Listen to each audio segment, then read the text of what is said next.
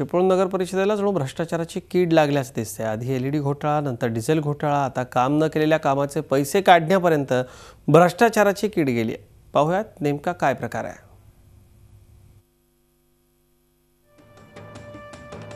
चिपळूण नगर परिषद म्हणजे भ्रष्टाचाराचं कुरण बनले की काय अशी शंका उपस्थित होते। वसिष्ठी नदीवर जो बाजारपूल बांधलाय त्यामध्ये काम न करताच तब्बल 80 लाखाचा निधी ठेकेदाराला दिल्याचा धक्कादायक प्रकार घडल्याचा आरोप होतोय।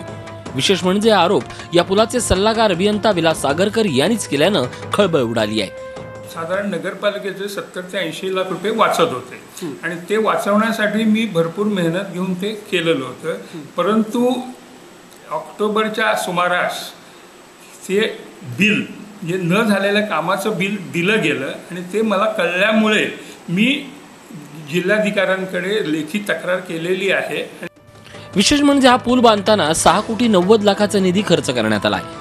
त्यात 75% निधी पुलावर आणि उर्वरित 25% निधी दोन्ही बाजूचं काँक्रिटीकरण आणि संरक्षक भिंत बांधण्यासाठी खर्च करण्याचं एस्टिमेट सल्लागार अभियंता आगरकरांनी बनवलं होतं।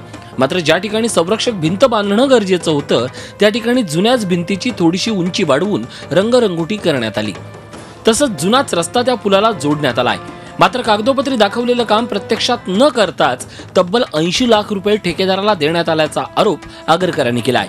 विरोधकांनी आता संबंधित दोषींवर कारवाईची मागणी केली आहे। ह्या बाजारपुलामध्ये कमीत कमी 80 लाखाचं संरक्षक भिंत व जोड रस्ता जे काँक्रिटीकरण करायचं होतं त्यामध्ये त्या कॉन्ट्रॅक्टरला जास्त पैसे दिले गेलेले आहेत।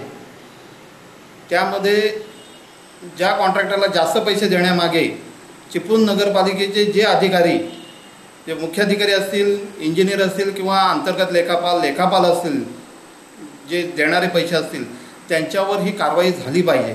जनतेच्या कर रूपाने आलेल्या पैशाची अशी उधळपट्टी होत असेल तर त्याच्यासाठी निश्चितपणे आवाज उठवला पाहिजे। आणि चिपळूण नगर परिषदेच्या बाबतीत प्रत्येक विषयामध्ये भ्रष्टाचार हा होतच असतो। भ्रष्टाचार नाही असं चिपळूण नगर परिषदेचं काम होत नाही, कारण जे आमचे मुख्याधिकारी डॉक्टर आहेत ते कदाचित भ्रष्टाचाराचीच डॉक्टरेट घेतील अशी शंका आहे। आगरकरांनी केलेल्या तक्रारीत तथ्य असल्याचं सत्ताधारी भाजप म्हणतोय। संबंधित अधिकाऱ्यावर कारवाई करण्यासाठी जिल्हाधिकारी आणि सचिव स्तरावर अर्ज केल्याची माहिती सत्ताधाऱ्यांनी दिली आहे। आमचे वरिष्ठ म्हणजे जे कोण जिल्हाधिकारी महोदय असतील, प्रधान सचिव असतील, DMA ऑफिस आहे, अशा सगळ्यांकडे मी स्वतःच्या लेटर पॅडवर तक्रारी केलेल्या आहेत की त्या अधिकाऱ्यांवर कारवाई व्हावी। कारण ज्या ठिकाणी कामच झालेलं नाही, जुनं काम होतं, अशा कामाचे पैसे दिले गेले असं त्यांची जी तक्रार आहे, ते काम जुनं आजही दिसतं आणि या अगोदर मी नगरसेवक असताना ते काम झालं होतं। ते पैसे जर अशा चुकीच्या मार्गाने जर दिले जात असतील, नगरपालिकेचं नुकसान होत असेल तर आमच्यासारखा माणूस एक उपनगराध्यक्ष म्हणून ते कदापि सहन करणार नाही। चिपळूण नगर परिषदेवर झालेला हा काही पहिला आरोप नाही। याआधीही एलईडी घोटाळा असो किंवा डिझेल घोटाळा आणि आता तर न झालेल्या कामांची बिलं काढण्यापर्यंत मजल गेल्याचं दिसतंय। लवकरात लवकर दोषींवर कारवाई करावी एवढीच चिपळूणकरांची अपेक्षा आहे। Pranav Polekar, Zee Media, Ratnagiri. Zee 24 तास रहा एक पाऊल पुढे।